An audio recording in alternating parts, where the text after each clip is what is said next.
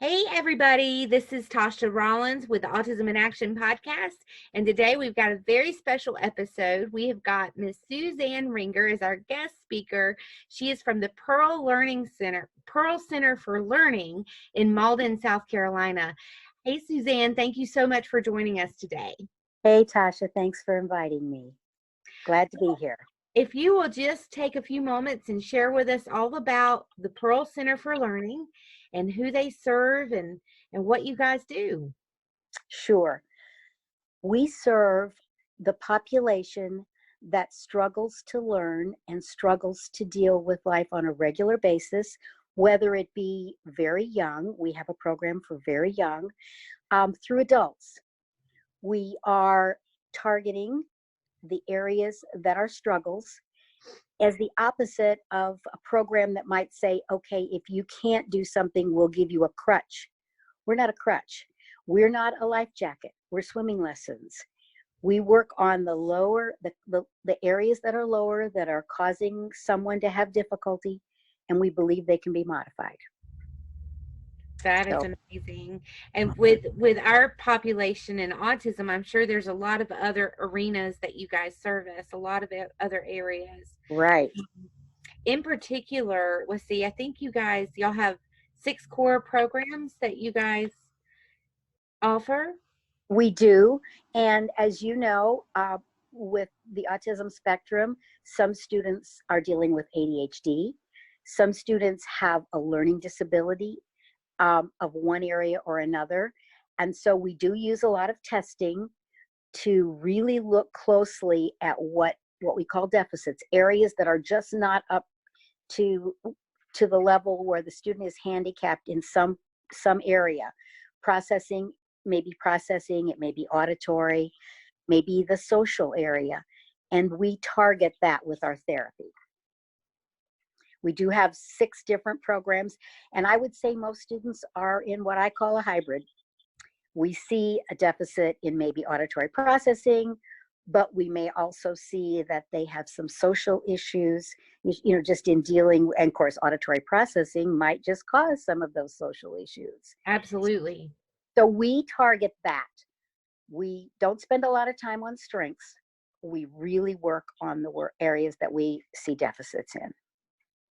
So you guys sound like you are very individualized in what it is that you're servicing. And I think that's so awesome and so needed.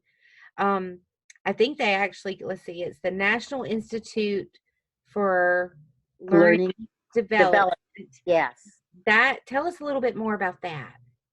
That is an incredible program. It's been around, I think, 35 years now. And no, you wouldn't remember, you're too young. But back when we started, everybody believed you were what you were born with. If you had weaknesses or strengths, that was the way you were made. But the founders of the NILD said, we believe that we can actually target those weak areas, make a difference. So neuroplasticity was on the table for NILD long before it became known and became popular, I should say, in general, for the general population. And it's all over the world, many countries. So it's very exciting to see how it's grown. That is so awesome. You guys have a very individualized intervention program. And let's talk a little bit more about the early intervention services that you guys offer. Sure. And this is, to me, the most exciting and at the same time rather frustrating. We have a very simple screening that costs about a little over $100, that targets 10 areas: auditory, visual, intramodal, putting them together. And we can screen a 5 or 6-year-old and be able to predict whether or not they will be successful in the academic arena. Now, we have a basic Feuerstein program, which is another part of that, but it also is for early intervention, working on building those skills that make learning much easier. So we can screen a student, sit down with their parent, tell them what areas are weak, and then we have a program that targets it. So it's a wonderful program, but a lot of people like to wait until they're kind of in trouble. You know, Yeah. they say it's too early. We're not really doing a full-fledged psychological educational psych battery on them, just a simple little screening. I have 10 grandchildren, did every one of them because I wanted to see. And it was remarkably accurate in pointing out the ones who were going to struggle. So That is amazing. And I think personally, as a therapist and professional counselor associate, I do believe that early intervention is so critical, especially in the autism arena. You know, yes, there's a lot out there that are comorbid disorders, like you were mentioning, ADHD and ADD, auditory processing, intellectual disabilities, and learning disabilities. And the quicker that we can diagnose that and start working on that, the better. So, absolutely, I'm all well, for early intervention. well our Search Teach program is more the academic, but our FIE Feuerstein program basic, we can work with 3-year-olds and begin to target those weaker areas and strengthen them. And hopefully we are just not, we're keeping those kinds of things from being a problem before the student has a chance to develop a I can't do this attitude. Right, right. And it sounds too like you guys, you offer services is from earliest age 3 all the Yes, way up through adulthood. So, I mean, we that's do. quite a lifespan of services. We do. And because we believe that it doesn't matter how old you are, that we can impact the brain. Earlier is better, but later works. And you also offer homeschool classes. Is that correct? Yes, we do. There are a limited number. I think we have this year probably 14 or 15 students. They're very individualized.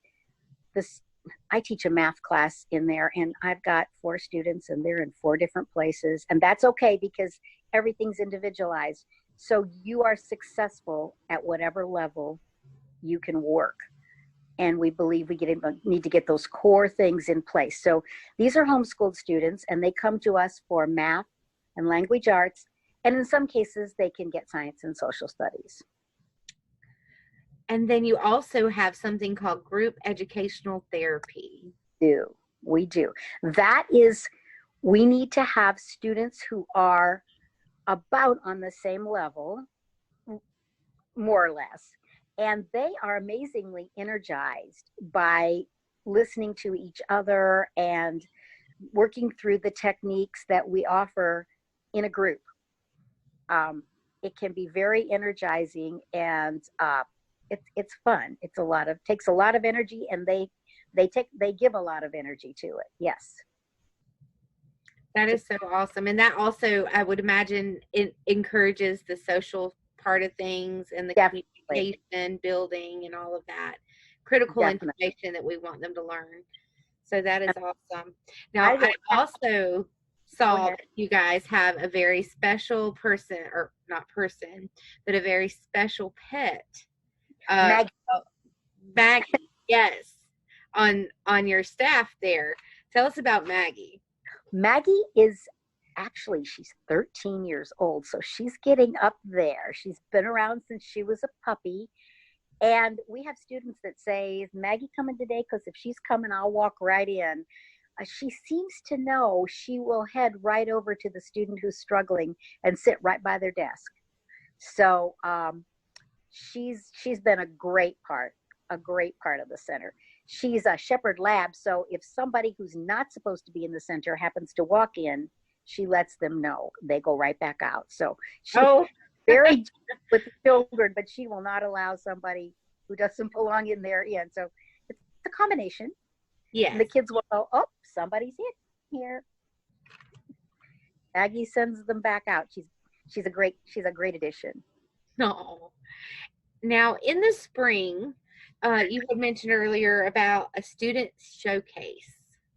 We do. It doesn't matter who you are, you have a talent and something to share. And we have had demonstrations of students training their dogs. We have a young man who is amazing. He loves the flag and he can tell us all kinds of details about it. We have a student who loves engines and he will talk all about that.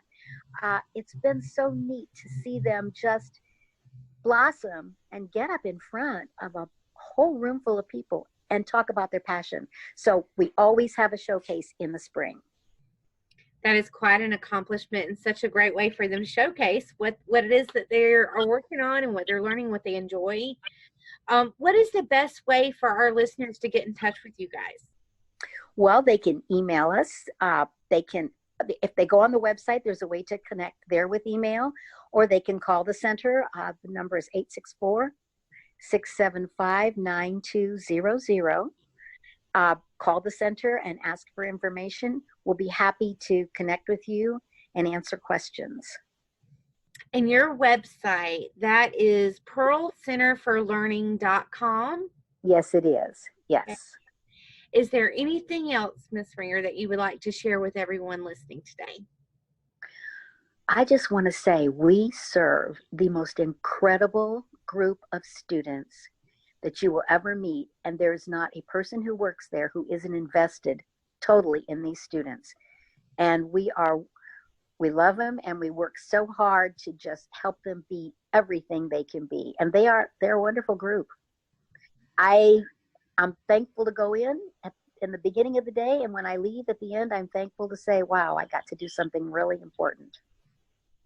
So it's great kids. We are absolutely blessed that you are located in our area here in South Carolina.